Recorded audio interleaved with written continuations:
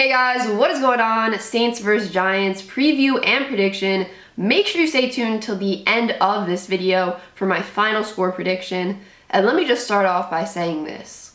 I feel like such a fool for picking the Giants to win the first 3 games of the season. In every preview and prediction video so far this season for the Giants, I have picked them to win every game, but they have decided to lose every game. And I feel like a fool, just like a total fool. So to start things off, the Giants are going to be without a few key players this week. Sterling Shepard and Darius Slayton are both out with hamstring injuries. They missed part of last week's game with hamstring injuries. They both went out of that game with hamstring injuries and did not return. Also, the starting left guard from last week, Ben Bredesen, is out this week with a hand injury. So, you know, another week, another starting left guard for the Giants. I mean, it's crazy how many starting left guards the Giants have had, and it's only, week 4. And the Giants, as we know, they're coming off a really bad last-second loss versus the Atlanta Falcons. In that game, the offense only put up 14 points versus this Atlanta defense that was giving up an average of 40 points per game before that game. But the Giants offense could only manage to score 14 points versus them in 4 quarters of football. Lovely, right?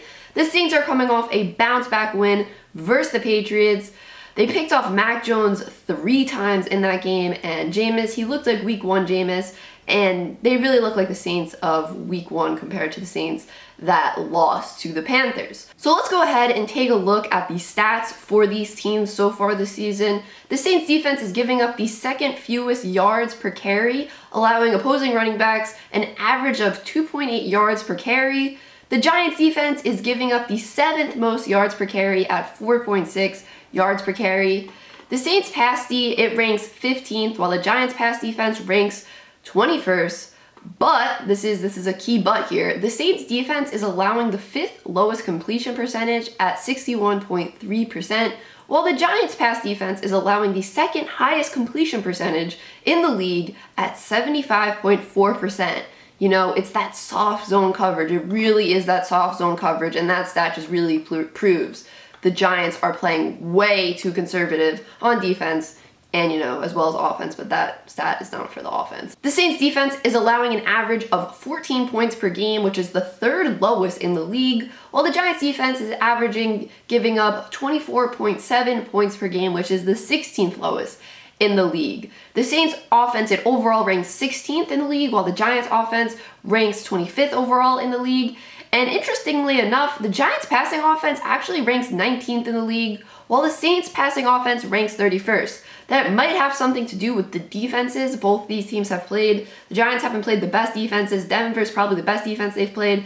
But, the Saints, they've had to go versus this Panthers defense, which is looking really good. This New England defense, which is a solid defense. I know Green Bay's defense isn't great, but Green Bay is still a good team. The Saints had to obviously play them week 1, but they won that game big time. The Saints rushing offense ranks 11th, while the Giants rushing offense ranks 14th. The Saints offense is scoring an average of 24.3 points per game, while the Giants offense is scoring an average of 18.7 points per game. I think this Saints offense is going to have a great day versus this Giants defense, because last week the Saints, they bounced back versus the Patriots. Jameis, he looked like week 1 Jameis. Alvin Kamara had a better game, and the Patriots defense is simply better than the Giants defense, so I really think the Saints are going to continue to build off that momentum, especially if the Giants continue to play that soft zone coverage. I think Jameis is going to have a lot of time because pass rush has been an issue for the Giants, and I think Alvin Kamara is going to have a great game. I really think he's probably going to be the best player on the field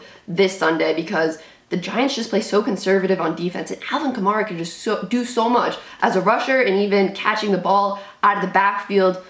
He's definitely going to make some Giants miss tackles. He really is.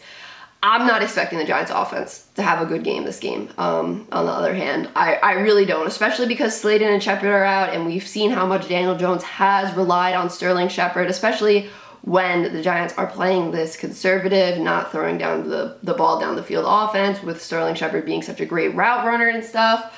I just don't see them putting up a lot of points, especially after they put up only 14 points last week versus Atlanta defense. Now they're going to be going against a better defense, and I don't expect them to, have a huge improvement. The play calling is just way too conservative. I don't know if Jason Garrett is going to switch it up this week. The play calling looked better versus Washington. They put up more points that game, but I just think it's going to be very tough, especially without Sterling Shepard and Darius Slayton, who Daniel Jones has a great connection with both those guys and, great chemistry with both those guys. It seems he really doesn't have that chemistry with Kenny Golladay yet, but also the Giants aren't letting Kenny Golladay run down the field, so it's kind of like they're not building the system around Kenny Galladay's strengths, but I could go on and on about that forever, as I'm sure you guys know.